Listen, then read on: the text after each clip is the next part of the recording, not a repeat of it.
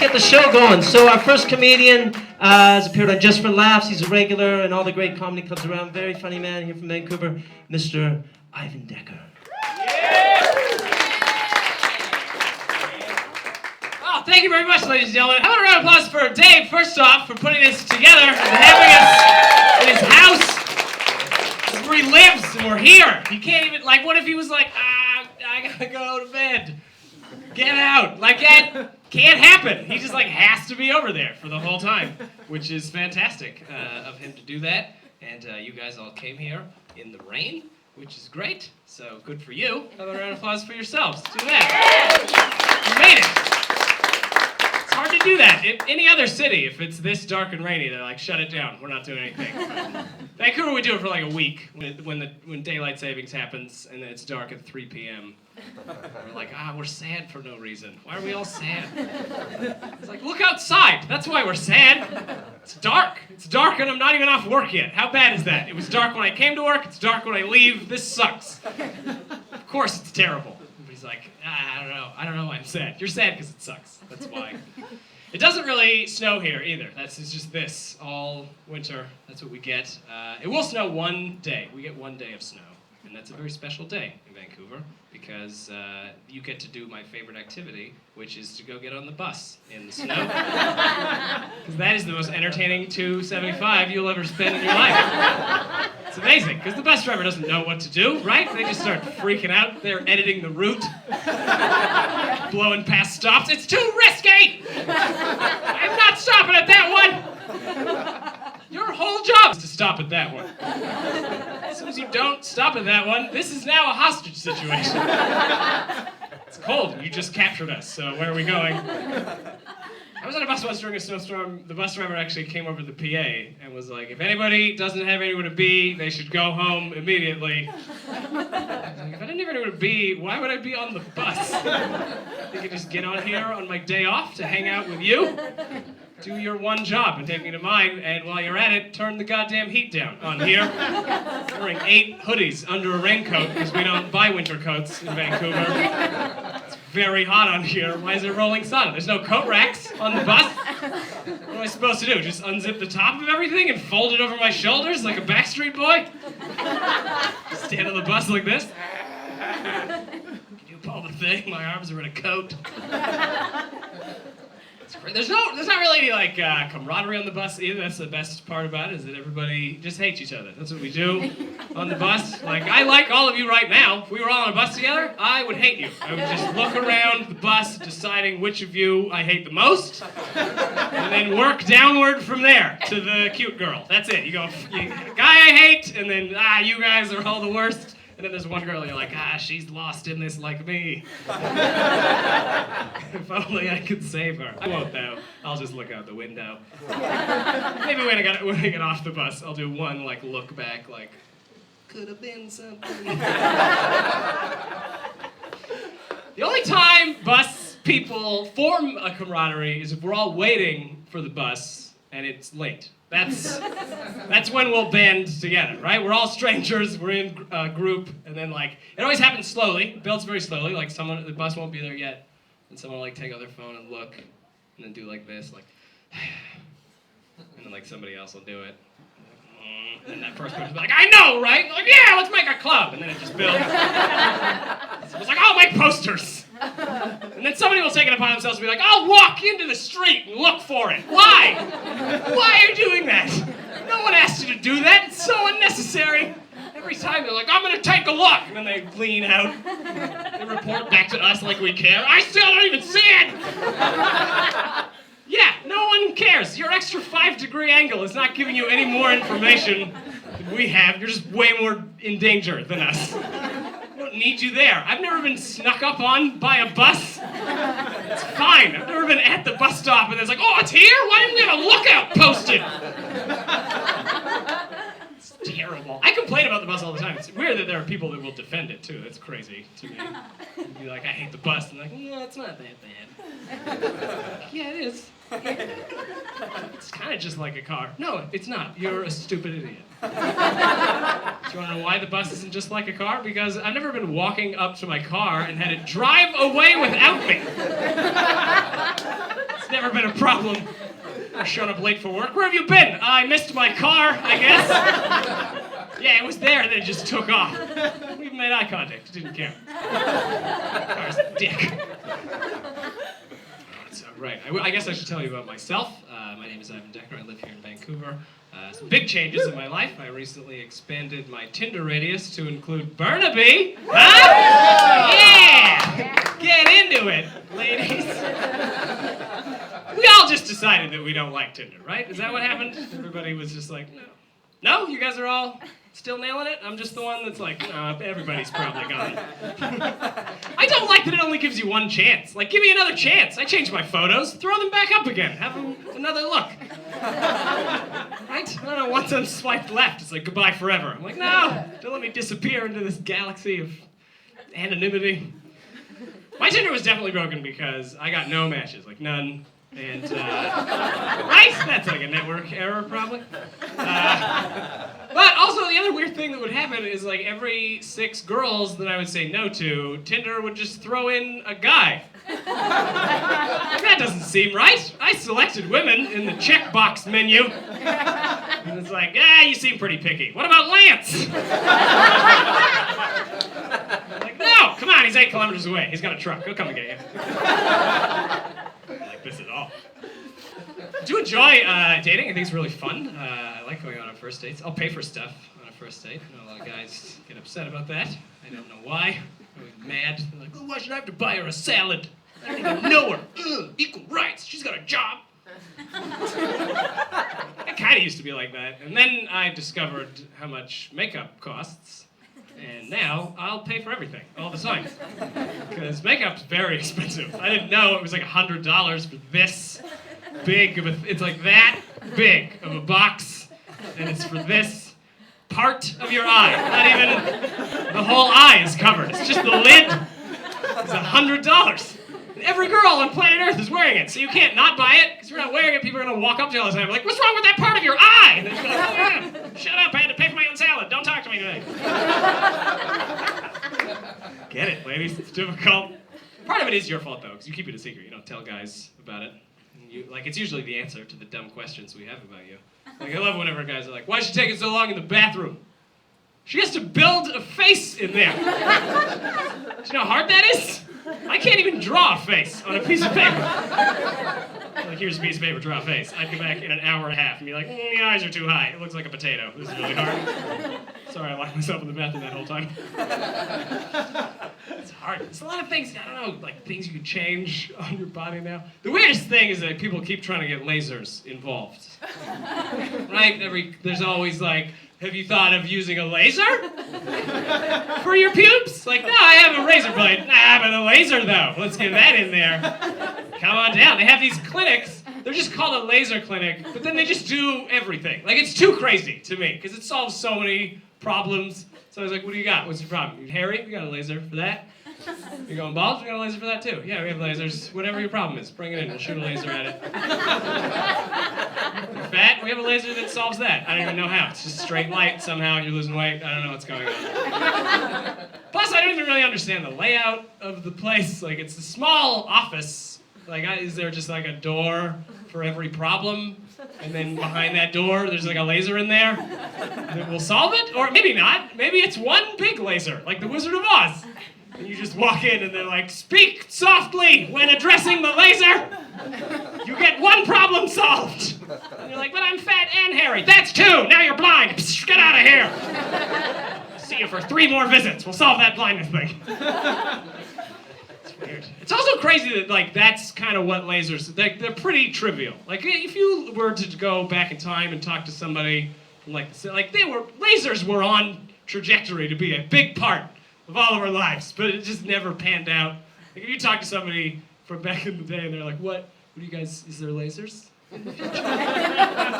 And they'd be like, yeah, there's lasers, I guess. I don't know. It's not really that important. You're like, well, do you use them for things? Like, yeah. What's the top thing that you use them for? Oh, the number 1 use for lasers? Sometimes you are at home and you want to play with a cat. And you don't want to stand up. That's the number 1 use. Are these operated by laser technicians and professionals? Nah, mostly old ladies. I got it for $8 at the dollar store. It's weird. It was also weird, like when laser pointers first came out. People were so paranoid. They were so like, do not shine it near your eyes. Don't look at it. Don't shine it at your brother. It was like 2 years after that. They're like, we can fix eyes with lasers, actually. We figured that out. It's crazy. I don't know a lot. I don't know. It's very strange being an adult in this world. Because there was a lot of things I was not prepared for, right? Like I never learned how to cook before moving out. That's not a thing you should do when you're a grown-up. I was arrogant about it. I was like, I know where the grocery store is. I'll just go figure it out. But you can't do that, because if you don't know how to cook, you also don't know how to shop. Because foods are not together in the grocery store. You guys know that? The grocery store is a place where someone has disassembled foods and hid the pieces all over a building. You gotta walk around some kind of food library trying to reverse engineer tacos from memory. It's very difficult. Everything that I cooked for the first 5 years involved a microwave. You shouldn't cook with a microwave. I don't know why they're even still around. They're not good at their job. We just accept it because they've been around for 60 years. If you invented a microwave now, you wouldn't sell that to anybody. You're like, hey, you gotta try this new thing. What does it do? It cooks food really fast. Does it do it properly? No, not even close. Everything that comes out of this is either still frozen or exploded, so... Oh, sometimes it'll be both of those things. I don't even know that's possible. Does it have any other bonus features? Yeah, sometimes it'll make the bowl really hot without heating the food in the bowl. Still haven't really nailed that down in 60 years. It's also a lot of responsibility. The other thing about being an adult that I didn't know is like you can't just get muscles. Like they don't just show up. I didn't know that. I didn't know that like you had to go to a place and like build them out of eggs or whatever. It's a lot of work, right? And I don't like going to the gym because everybody else that goes is amazing at it, and I'm not good. I don't feel like I should have to work out next to people that are already nailing it. That's not fair. Why doesn't the gym have a system of levels, right? Like after you work out for a while, someone that works there should just come up to you and be like, hey, congratulations, you're good at the gym. We have a new gym for you over here with everybody who screams when they work out.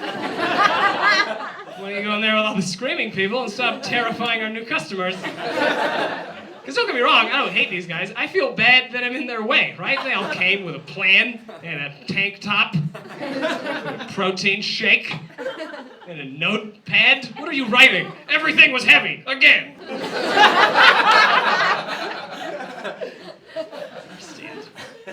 They're so scientific, right? I'm kind of jealous. I wish I could do what they do. They'll time how long it takes to get a drink of water. That's crazy to me. They're like, hurry up! I only got 20 more seconds of my rest cycle!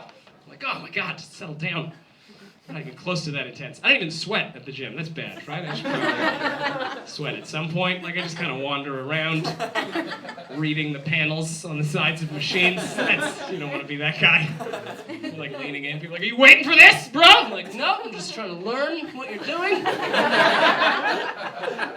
It involves those red muscle groups. I don't even have those muscles. I guess I don't need that machine.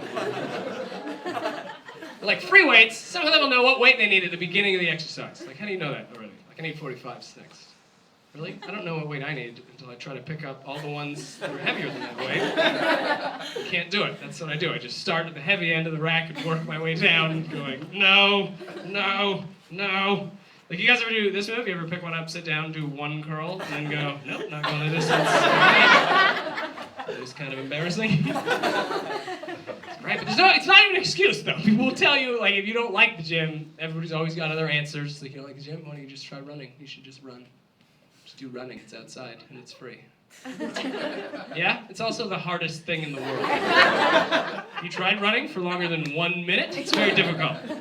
Running is the only activity I have ever engaged in where the entire time you are doing it, from start to finish, your own brain is going, hey, stop this right now! Nothing is chasing us. We're not hungry. What are you doing? You should be saving this energy for one of those 2 times. Fine, don't want to stop? Shooting pains through your body. How do you like that? You don't even know what organ this is, but it hurts thanks to me. And that's why I think people get really cocky when they're good at running. They'll try to tell you about it all the time, right? They'll try to talk to them like, what do you do? I'm a runner. That's your job? No? I just want you to know that I do it a lot. Like, I would never classify myself as a runner. I'm still at jogger status, for sure. I'd like to upgrade to runner. I don't know how it happens. I know that you don't want to be a jogger, though, because everything bad in the news always happens to a jogger. Always hear a news story, like a tree fell over on a jogger today. Any runners hurt? No, they ran out of the way. Trees don't fall that fast, and they're loud. Pick up the pace, joggers. I moved to Vancouver about 10 years ago. I wasn't always a city person. I grew up in a small town outside of Vancouver called Ladner, which, if you don't know what that is, it's the town that the highway goes around. You were like, there's a place between Richmond and Tawasin? Yeah, it's a sad place, and I grew up there, so that's... I know, it was like, I thought it was like a pretty okay town, and then I came to the city and realized that it was not okay because it had a slough. There was a slough, like, just in the middle of town, and, like, most people that I talked to were like, what's that? I'm like, you didn't have a slough in your town? And they're like, no, we did not have a slough. What is that? I'm like, it's like the sewer, but it's just not in the sewer. It's just above ground. Like, there's a long ditch of the sewer just bisecting the town. I'm like, no, we did not have that. I'm like, oh, well, then what did bullies throw your bike into? I'm like, nothing. And I'm like, oh, that's why you're not a comedian. Okay, see ya. It's great. And also the weird part about that slough is it has a name. Some guy named it, which is insane. That he's like, yeah, it's named after a guy named John Sullivan Dees. He had an island called Dees Island, and that was not enough for him. He's like, we got you an island. He's like, nah, I want another thing. Give me a long, straight strip of shit water all the way through the town. Let that be my legacy. May it kill people with salmonella for eons to come. Get it. I'm gonna move to here. It's kind of fun. I don't know. I live in Gastown, which is a fun part of the city. I live there because I'm on a lifelong quest to try to find a Persian rug store that is not going out of business. Ever seen one? How are they all failing? It's crazy. I've been a sign up for 8 years. Going out of business! Everything's gotta go. I think you're doing fine. I've seen you in here every day for the entire time I've lived in this city. No, things are really tough. Is that a new necklace? No? Things are tough? Everything's gotta go. Gotta move this inventory. Which is crazy that when stores have a sale, they put that sign up. Because that's, like, everything must go. We're going out of business. Like, yeah, that's every store, all the time. You want to move inventory, right? Everything always has to go. I've never gone to a store that wasn't having a sale, and they're like, some of this stuff has to go. Some of it's mine, though. Don't touch it. It's weird. I don't have any children of my own yet. Maybe someday. I don't know. It's really, I don't know, it's a lot of responsibility to have kids, definitely. I think you have to worry about them all the time, like that's a big thing. Like kidnapping, apparently, is a big problem. I don't know why, because to me, anybody who steals a kid is an idiot, because you can just make your own kid. It's not even that hard. I've almost done it, like, a bunch of times. Like, it's so easy to make your own kid, you can do it by accident. I've never made Nanaimo bars by accident. Those are way more awesome. You can't just come home from a bar with some girl, spill a bunch of ingredients, get up the next day like, oh no, look what we did! We made Nanaimo bars last night. We were so drunk. I knew we should have protected this pan. We're not ready for Nanaimo bars. I'm leaving these on somebody's porch in a basket. I don't have any... I mean, I guess I travel. The thing is I travel so much. I travel a lot. I can't really have any, like, pets or anything. I want to get a pet, but I can't. I leave the country all the time. I get to go to the United States of America. I don't know if you've heard of it. It's pretty great. This is Canada. That's where we are.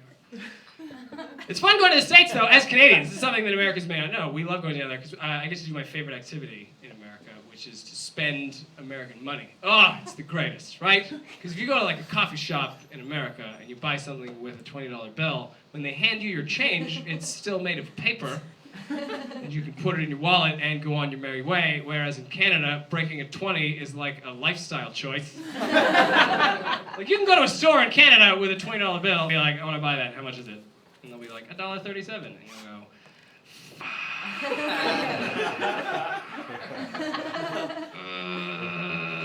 fuck. I'm just gonna use debit for that, actually. I need all that change in my life. I don't know why we have so many coins. $2 coin? Why? It's too crazy, right? Like, we had bills when I was a kid in the 80s, and then it was like we had some kind of secret pirate finance minister that nobody knew about. It's like, we're going back to satchels of doubloons, shiny discs for everyone. What is wrong with you? It's horrible. Because the main issue with it is there's not a lot of cashiers in this country that understand how to hand that change back to you, right?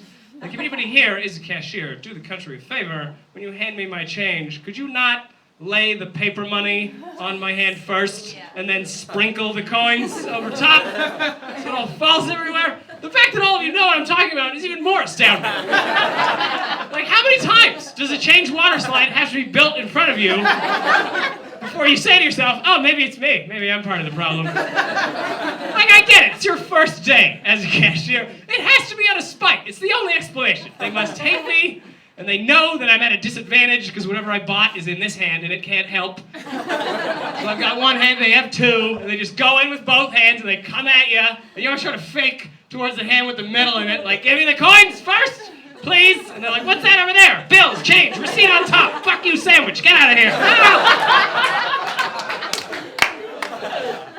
I hate it so much.